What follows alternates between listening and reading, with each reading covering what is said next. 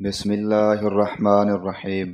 حذیفہ رضی اللہ عنہ نے روایت کی کہ حضرت عمر رضی اللہ عنہ نے پوچھا، فتنے کے متعلق رسول اللہ صلی اللہ علیہ وآلہ وسلم کی حدیث کس کو یاد ہے؟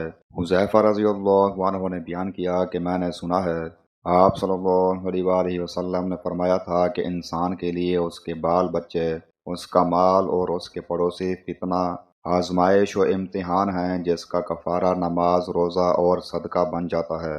عمر رضی اللہ عنہ نے کہا کہ میں اس کے متعلق نہیں پوچھتا، میری مراد تو اس فتنے سے ہے جو سمندر کی موجوں کی طرح امڈ آئے گا۔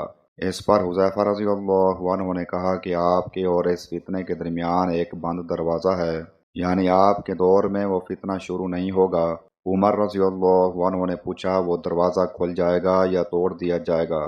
حذیفہ رضی اللہ عنہ نے بتایا کہ توڑ دیا جائے گا۔ عمر رضی اللہ عنہ نے فرمایا کہ پھر تو قیامت تک کبھی بند نہ ہو پائے گا۔ ہم نے مسروق سے کہا کہ آپ حذیفہ رضی اللہ عنہ سے پوچھئے کہ کیا عمر رضی اللہ عنہ کو معلوم تھا کہ وہ دروازہ کون ہے؟ چنانچہ مسروق نے پوچھا تو آپ رضی اللہ عنہ نے فرمایا، ہاں بالکل اس طرح انہیں علم تھا جیسے رات کے بعد دن کے آنے کا علم ہوتا ہے۔ صحیح بخاری حدیث نمبر 1895۔ حضرت ابو موسیٰ رضی اللہ عنہ نے روایت کی کہ نبی کریم صلی اللہ علیہ وآلہ وسلم نے فرمایا، نیک اور برے دوست کی مثال مشک ساتھ رکھنے والے اور بٹھی دھونکنے والے کی سی ہے۔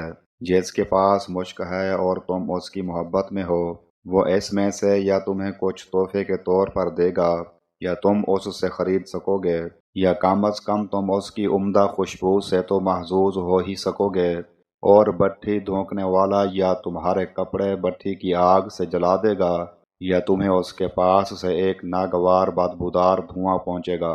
صحیح بخاری حدیث نمبر 5534۔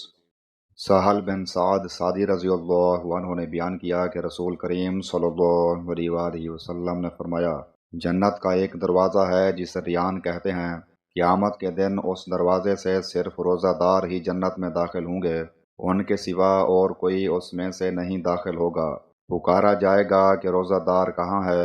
وہ کھڑے ہو جائیں گے، ان کے سوا اس سے اور کوئی نہیں اندر جانے پائے گا، اور جب یہ لوگ اندر چلے جائیں گے تو یہ دروازہ بند کر دیا جائے گا، پھر اس سے کوئی اندر نہ جا سکے گا۔ صحیح بخاری حدیث نمبر 1896۔